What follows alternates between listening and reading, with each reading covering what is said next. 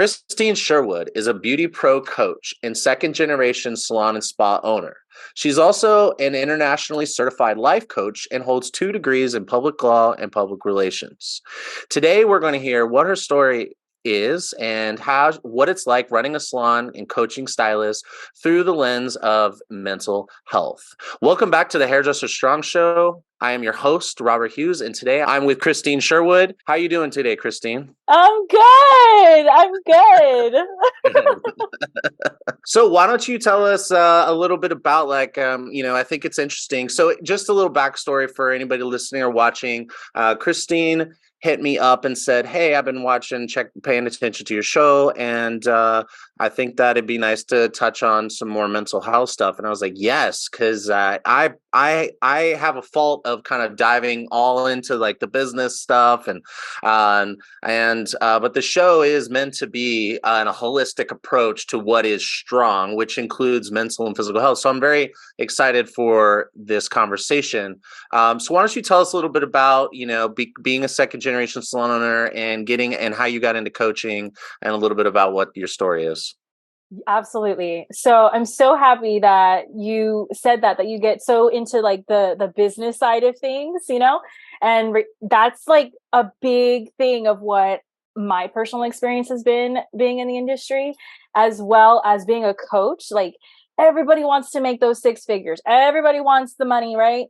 I want the money. You want the money. Like we want that. We want to be able to afford those red bottom shoes. But I have in my experience is that if my mind is not right with my heart and they're not matching, I'm not going to be able to focus on anything because I'm totally discombobulated. So that was like a big part of my reasoning of becoming an internationally certified coach, because I was like, this is so much more than what everybody's saying. So anyway, there's that. I guess we'll get to that in a little bit, but I am a second generation business salon owner. My mom has been in the industry forever. She had her baby shower with me in the salon. So it's kind of like destiny, right? It's kind of like I'm meant to be here, no place else. I went to university as when I was younger, typical of any child. They're like, I'm not going to do what my parents do. I'm not doing that. So I went to college, I wanted to be a lawyer. And then I found public relations, which is all about marketing, right? And so I got those 2 degrees, very strategic behind it, which that's what we need in our industry. We need more strategies, more things that actually are proven to work, because we're so creative and we see curves where the rest of the world sees straight lines. And so I said, I'm going to do this, and I worked at different firms, and I just realized like, man, this is the rat race. This is what everybody's talking about. It's the same thing every day. And so I decided, you know what? I'm going to go back home to mom, right? And I am going to find myself, and I'll just do what I have to do for the family business, and I'll see where that goes. I'll just help her out. And so now it's probably been 10 years now, probably, that I sure found myself. And I now am running the salon. I've been training my staff. I've been training and coaching really other beauty pros. I had one just call me up this morning, actually. And just teaching beauty professionals that if you can't match your head with your heart, you're not going to be able to reach those monetary goals. It's so important for me. So yeah, I hope I answered your question. I feel like I'm like getting into this, and I just want to share. Okay, cool. So let me at what point in time did you get into coaching? Like it sounds like your story it's like, kind of like you said, pretty standard. I want to pursue something and I don't necessarily want to listen to my parents. Even if it wasn't about not listening to your parents, I feel like a lot of times hairdressers want their kids to go to college because that's kind of like conventional wisdom too. So whatever reason, it was, you went away, you went on a degree, you started working, and then you came back to the industry and got into running the salon. And at what point in time and why did you pursue the coaching? So when I came back home, I went through this depression. I gained weight. I was so unhappy with what was going on in my life at the time. And I was just miserable. And it was actually, I discovered, and this is what I try to do for Beauty Pros too, is you have to find your strengths and you have to make your own opportunities with your strengths. And so at the time, I was like, I have some really amazing stylists. Let's go. How can we get to New York Fashion Week, right? How can we work that? And so I don't know. I don't even remember how it happened, but it happened.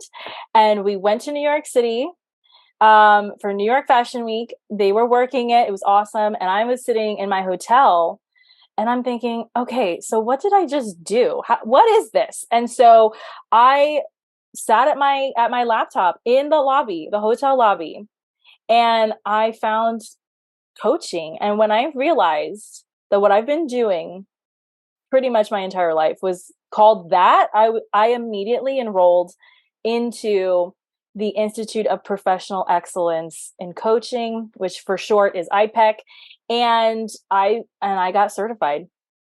Okay. And yeah, go ahead.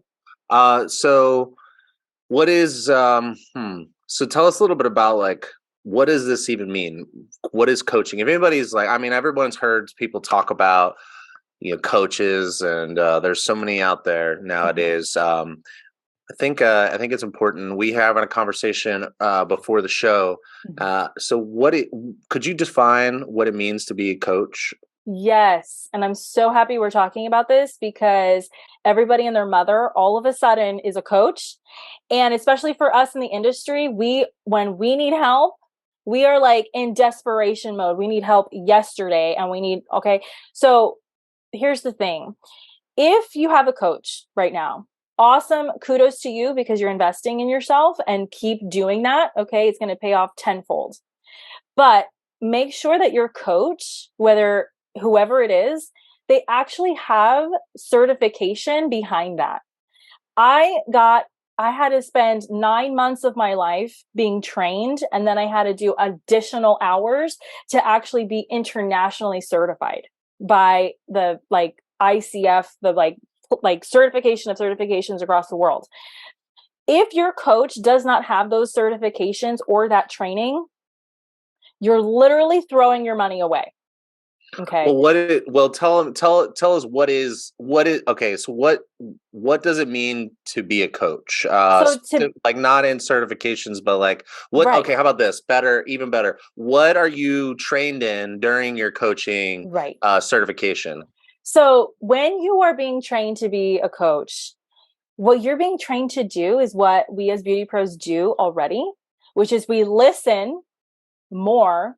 We listen to what's being said. We listen to what's not being said. And we really go off of our intuitive hits that we're getting from our clients. So think about when you're giving a consultation. You're hearing what they want, you're seeing what they need, and so you're there to ask the right questions to get the permissions necessary to perform your vision. And as a coach, that's really what we do. We are there to really hold the mirror up to our clients and to show them and hold them accountable of, is this what you really want? Because if this is what you want, this is what you said, I'm going to hold your hand and I'm going to kick your ass at the same time because that's what I'm here for. I'm here to get you to your future. Another big difference between a coach is that we don't advise. We're not going to sit there and tell you, okay, you want to make six figures? Awesome. Here's what you got to do. Boom, boom, boom, boom, boom. No, that's consulting, that's advising, that's a whole other ballgame. Another thing is coaches are not here to tell you, at least the proper coaches, not here to tell you how to live your life. We're not going to be here and say, oh, you're living totally wrong. Let me live your life for you. This is how you do it. That's not it. Another confusion is that I get a lot is, so you're a therapist, or you're going to tell me what to do. No. So this is what I tell my clients, is that a therapist is somebody who kind of focuses on your past and answers your question of why you are the way you are today. Whereas a coach, yeah, we know what's going on in our past. A lot of times coaches and therapists work together, actually, and it's recommended, because a therapist is focusing on your past, a coach meets you where you are right now today, and we hold you accountable to get you to your future. So like it's not like you're holding me accountable that I'm not taking good notes Right. with my customers during the day. You're not holding me accountable for, and correct me if I'm wrong, and you're not holding me accountable if um, I didn't ask my customer to uh, pose for a picture so I could post on Instagram, so or create a reel or whatever. You're advising us on stuff like mental health wise. Is there anything beyond mental health? Like, do you like get into? I mean, and I guess maybe there different types of Oh, coaches. absolutely. Can you speak to a Absolutely. little any of that? So yeah, so here's the thing. Like, it's all about goal setting. When you hire a coach, you're hiring a coach because you want to you want to change your current circumstances. You want something that you don't currently have. And hiring a coach is like, okay, I need somebody to be my personal Jiminy Cricket and whisper to me what I told them of, I want those red bottom shoes. And so for me, at least when you sign up with me, we come up with a plan of baby steps of, okay, how can we get to those red bottom shoes? If you're taking a photo of your client and you totally forget and you're like, oh my God, okay, well, what can we do so that you never forget again? And it's just a part of your service cycle. How can we do that? How can we make that happen? There are so many different types of coaches. I myself, as a coach, I have a fitness coach, relationship coach, intimacy coach, coach just to hold me accountable for my business goals. So you have a business coach. There's a coach for everything. The only thing is that, are they certified? So you got to make sure that they're certified. Um, that's it, it's all up to you. We learn this. We learn this in cosmetology school. Paul Mitchell is famous for saying this. It's all up to you where you want to go. You can create your own opportunities, and the opportunities are there, but you got to do it. And so for me as a coach, that's what I teach my clients. That's what I teach my staff. Like, I'm here for you, but I can't do the work for you. I can't get you clients for you. You got to do it. I can sit there and brainstorm with you and come up with a plan that fits your specific goals. And I'm going to say, okay, well, did you do this one that you said that you wanted to do? No. Why? What's holding you back? Well, what can change in your emotions and your mental state that can help you be more motivated? And a lot of times people come to me, and for one thing, let's say marketing, and then they realize, they're like, oh my God, the reason why I can't get clients is because I'm so focused on what people think of me. And so that's holding me back. That's keeping me from putting myself out there, because they're going to think that I'm so crazy and I'm so offensive because I'm telling them to get their hair done. Like, I don't want to make them feel bad. It's always something else. And that's really what I want to get out there, is that, yeah, you want those six figures. What's stopping you from getting there? It's ourselves. We are our own worst critic. We are constantly like repeating negative self-talk to us that's keeping us from our fullest potential and living that best life. It's us, it's me. Like, it's just it's something that we all go through.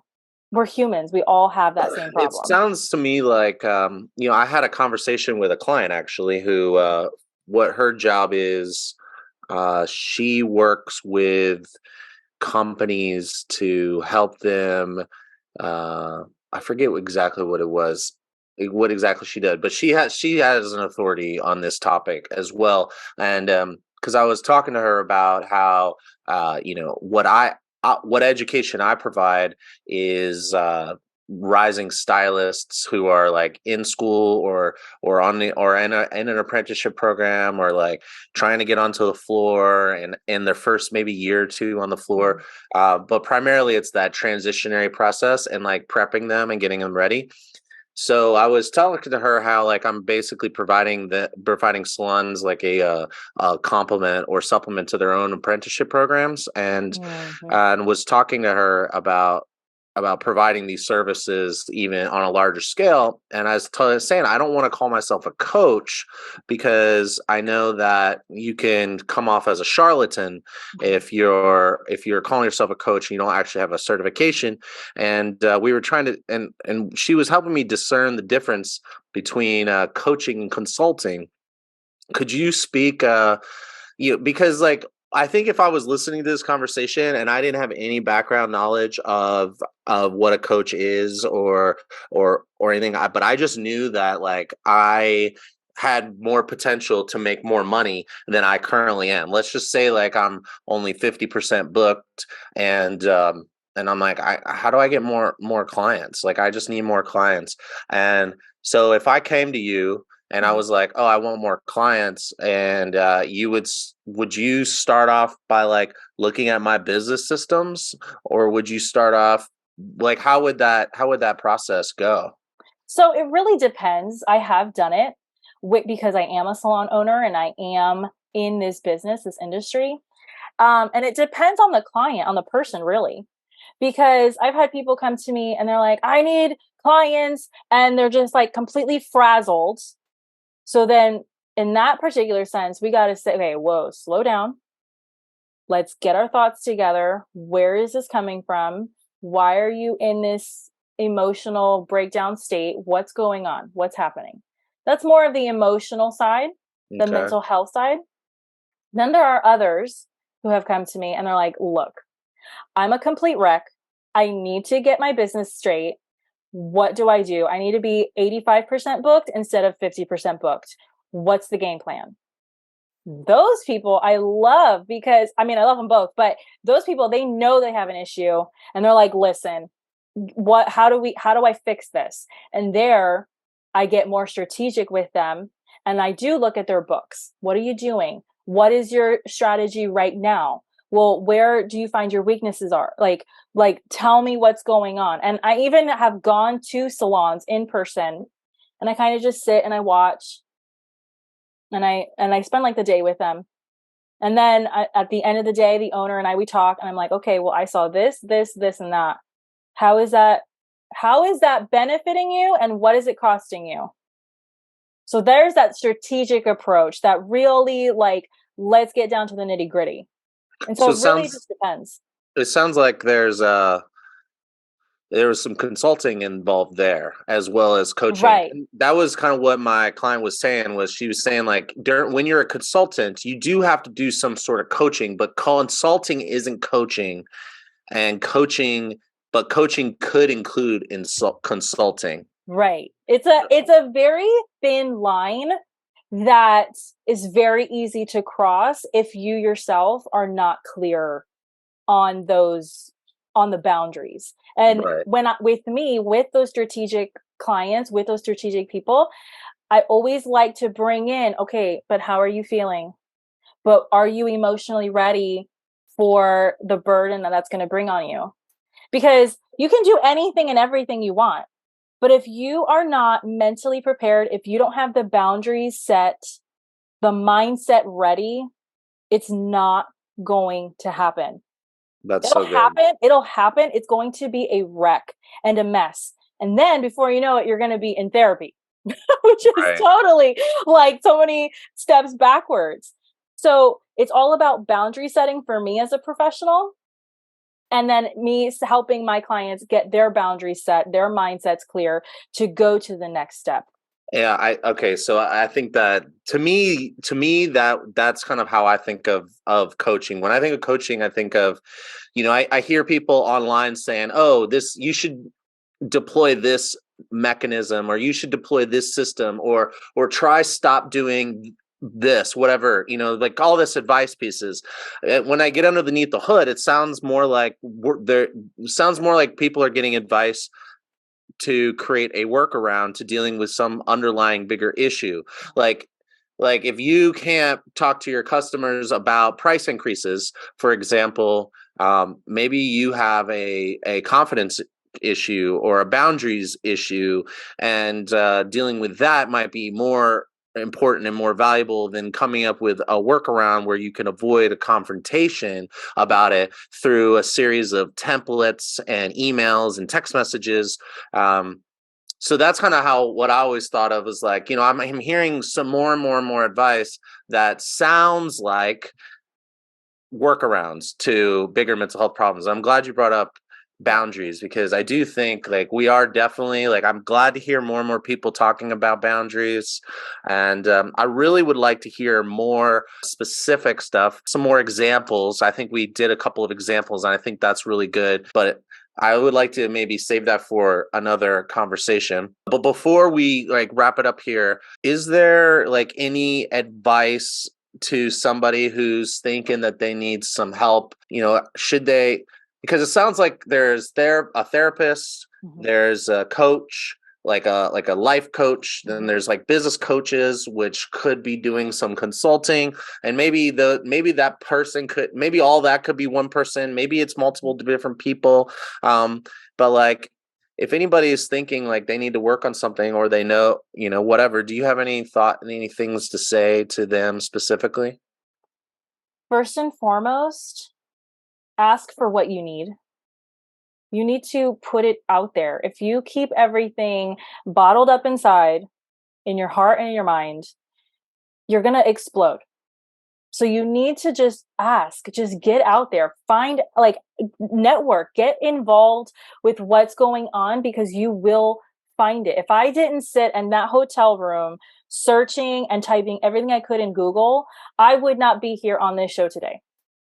You have to let it out. That's first. The second is if you feel you need all three, a therapist, a life coach, and a consultant, then do it.